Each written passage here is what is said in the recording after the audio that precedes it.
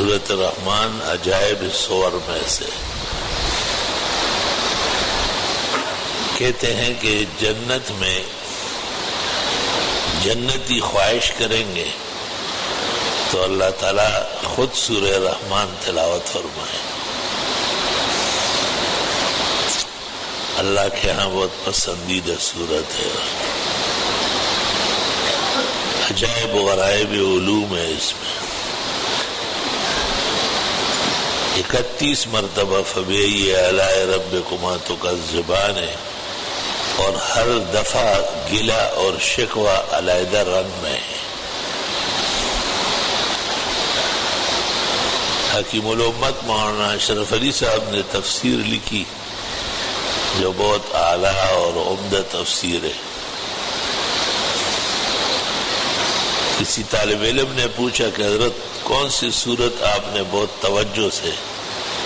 فرمایا سورہ رحمان. لا الہ الا اللہ.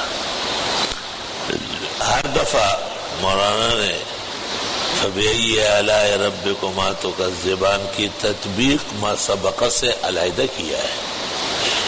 یہ بہت عجیب رنگ اور روغن ہے.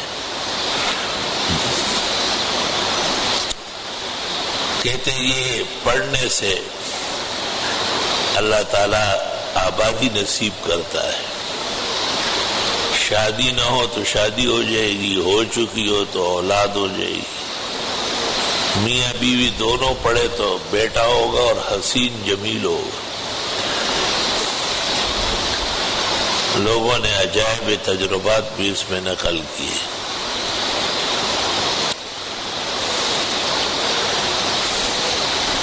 ایک حیران کن فائدہ میں نے اس کا دیکھا ہے کہ یہ امراض کے لیے شفا کا بڑا اکسیر ہے. حالانکہ میں نے ہزاروں تفاسیر دیکھی، کسی بزرگ نے بھی یہ نہیں لکھا، مگر 100% مکمل میرا تجربہ ہے کہ سورۃ رحمان پڑھنے سے امراض زائل ہو جاتے ہیں، حملہ آور بیماریاں پسپا ہو جاتی ہیں. شاید اس کے خوش رنگی اور نیرنگی اور برکات و انوار جو مومن پر نازل ہوتے ہیں اس کے ساتھ بیماری کا کوئی جوڑ نہیں.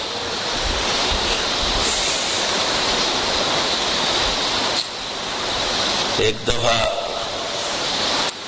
میں تیاری کر کے آ رہا تھا اور خیال یہی تھا کہ قاری صاحب سے پڑھا لوں گا.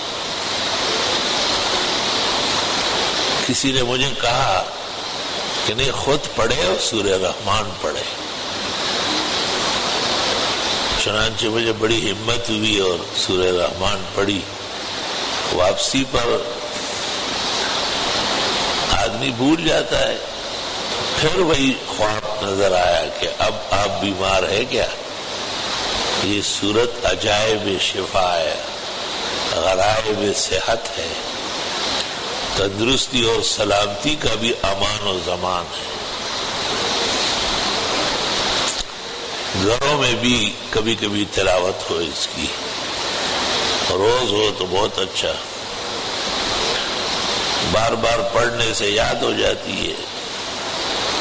اس کے مضامین بھی قرآن شریف میں کہیں اور نہیں ہے. پوری سورت میں لفظ اللہ نہیں ہے.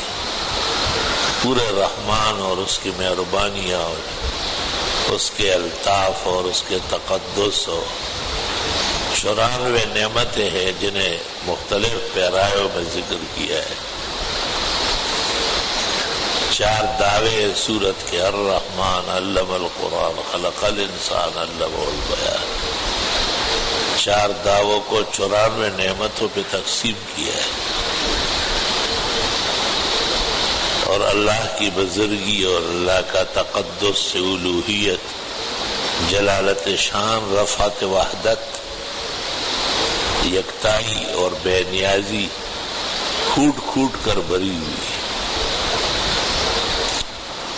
سورت کے پڑھنے سے بہت ساری حاجات خود بخود پوری ہوتی ہے اور بہت سارے نامناسب چیزوں سے جان چھوٹ جاتی ہے.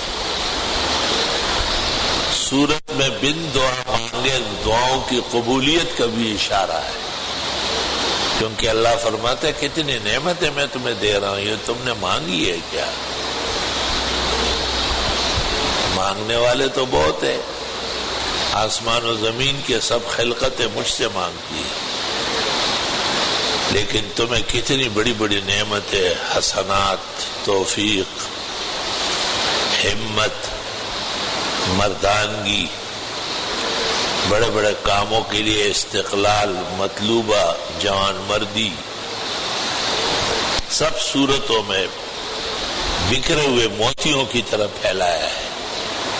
جس طرف سے ہاتھ ڈالیں گے قیمتی یاقوت و مرجان آتا ہے۔ اللہ تعالیٰ کی بڑی نعمتوں میں سے قرآن شریف ہے، پھر اللہ نے اس کو محفوظ فرمایا۔ ہمارے ہاں کتنے حفاظ موجود ہیں۔ بنی اسرائیل کو توریت پتھر کے چکیوں پر لکھ کر کے دے دیا گیا تھا، 7 پتھر تھے، اور ایک بھی ان کے یہاں موجود نہیں، سب گم ہو گئے، کیونکہ بدعمل قوم تھی، کتمان حق اور تلبیس حق میں کے مرتکب تھے، تو ان کو آسمانی وحی سے کیا کام تھا۔ لیکن یہاں دیکھیں کہ ہمارے ہاں چھوٹے چھوٹے بچے، صحابہ کرام ایک واقعہ بیان کرتے ہیں کہ ایک عمر بن سلمہ رضی اللہ تعالیٰ عنہ ایک کم سن صحابی ہے، 7 سال عمر تھی اس کی۔ وہ کہتے ہیں ہمارا گھر ایک ایسی جگہ تھا جہاں پانی کے لیے لوگ آتے تھے، چشمہ تھا قریب میں، کننا بمائے ممر الناس، وہاں سے لوگ گزرتے تھے کیونکہ پانی کا چشمہ تھا، اور باتیں کرتے تھے کہ مکہ میں نبی پیدا ہوا ہو، یہ صورت نازل ہوئی ہو، یہ بیان کیا ہو، یہ ہوا ہو، قوم سے جھگڑا ہو رہا ہے، ہجرت فرمائی۔ کہتے میری نظر اس پر تھی کہ یہ جو صورت نازل ہوئی ہے یہ میں یاد کرتا رہا۔ سب لوگ منتظر تھے کہ اگر یہ نبی برحق ہے تو مکہ سے کیسے دور ہو گئے، مکہ تو مرجع ہے، خدا کا گھر ہے وہ۔ جب مکہ فتح ہو گیا اور حضرت اور صحابہ فاتح و غانم بن کر آئے، لوگ ٹوٹ پڑے اسلام لانے میں۔ وَرَأَيْتَ النَّاسَ يَدْخُلُونَ فِي دِينِ اللَّهِ أَفْوَاجًا۔ اب آپ دیکھ رہے ہیں کہ لوگ جوک در جوک اسلام لانے کے لیے آ رہے ہیں۔ یہ انتظار میں تھے، اصل میں وہ لوگ تھے، ان کا ایک ہی اڑ باقی تھا کہ یہ دور کیوں ہے۔ جب قریب آئے اور فاتح بنے تو اڑ ختم ہو گئے۔ تو کہتے ہیں ہمارا قبیلہ بھی مسلمان ہوا۔ قبیلے کو پیغمبر نے کہا کہ تم میں ایک اچھا قرآن پڑھنے والا نماز پڑھایا کرے۔ فرمایا ما وجدوا غیری، میرے علاوہ کوئی بھی نہیں ملا، کیونکہ میں تو پہلے سے جو لوگ آتے جاتے تھے، پانی بھرتے تھے، اونٹوں کو پلاتے تھے اور سورتیں سناتے تھے، میں سنتا تھا اور میرے سینے میں جمع ہوتی تھی، مجھے امام بنایا۔ جب میں نماز پڑھاتا چھوٹا بچہ تھا تو قمیض جو ہے اوپر نیچے ہو جاتی، تو خواتین پیچھے سے کہتی تھی کہ اللہ تغطون عنا استقامکم، قاری صاحب کی یہ ضروریات تو چھپا لو۔ فجمعوا لی شیئا وقطعوا لی قمیصا فما فرحت بشیء کفرحی بهذا القمیص۔ لوگوں نے پیسے جمع کیے، ایک قمیص بنوائی میرے لیے، اتنا خوش ہوا، لمبا کرتا امام کا پہنا دیا۔ یہ دنیا میں امام کے لیے پہلا چندہ ہوا ہے۔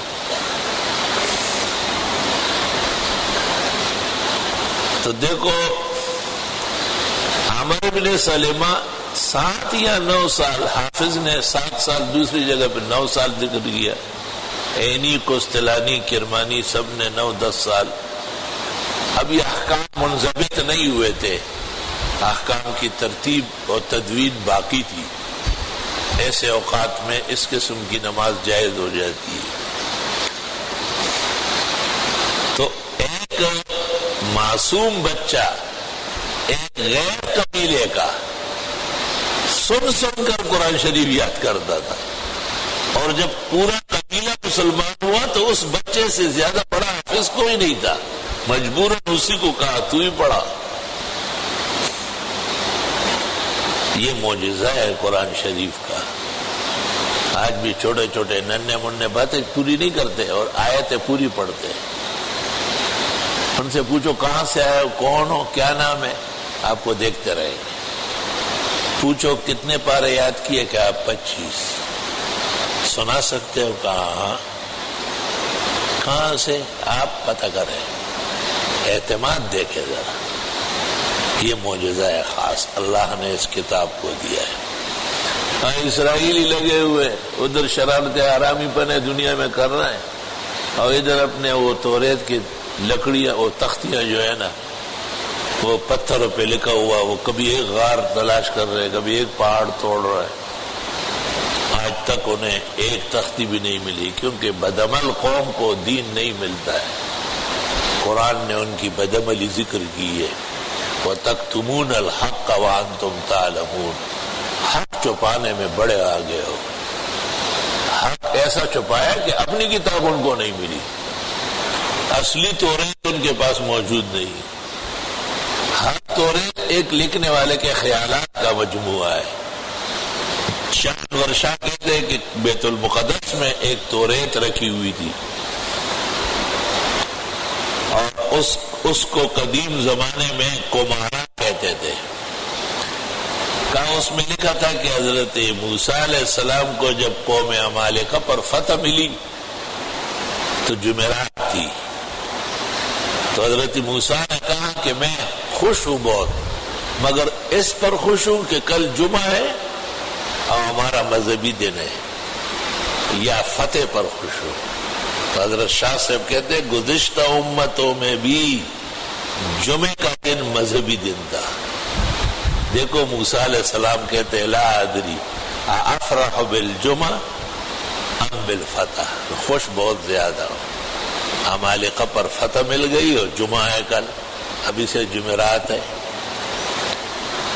تو حضرت فرماتے ہیں کہ یہ سبت یعنی سنیچر اور یہ احد اتوار یہ سزا کے طور پہ دیے گئے، اور یا یہ کہ سبت کے معنی کام نہ کرنا، یعنی جمعے کے دن دنیا کا کام نہ کرنا، اور احد کے معنی ایک اللہ کی عبادت کرنا۔